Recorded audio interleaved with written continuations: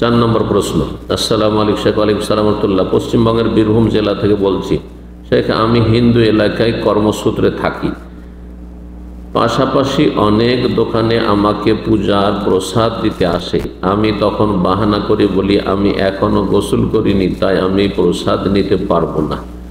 ভালো কৌশল, এটি তৌরিয়ে।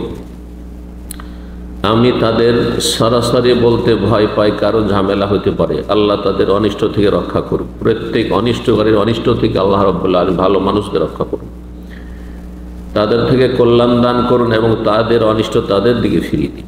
এই ক্ষেত্রে কি আল্লাহ তাআলা আমাকে পকড়া করবেন? মোটেই পকড়া করবেন না। ইব্রাহিম আলাইহিস সালামকে পূজার মেলায় ডেকেছিল তার বাবা, তার বংশধর। তিনি বলেছেন ইন্নী সাকিম, আমি অসুস্থ, আমি মানসিকভাবে অসুস্থ। তোমাদের এই সব শিরকি কুফরি কর্মকাণ্ড দেখে তোমরা এক আল্লাহর ইবাদত কর না। জি, তিনি বলেছিলেন। জি, তো মানসিক অসুস্থ, শারীরিক অসুস্থ না হলে। আর মনের রোগ সবচেয়ে বড় রোগ, মানসিক অসুস্থতা, অশান্তি সবচেয়ে বড় শান্তি। তো আপনি এরকম বাহানা করেছেন, সেটি জায়েজ আপনার জন্য, তাদের অনিষ্ট থেকে রক্ষা পাওয়ার জন্য।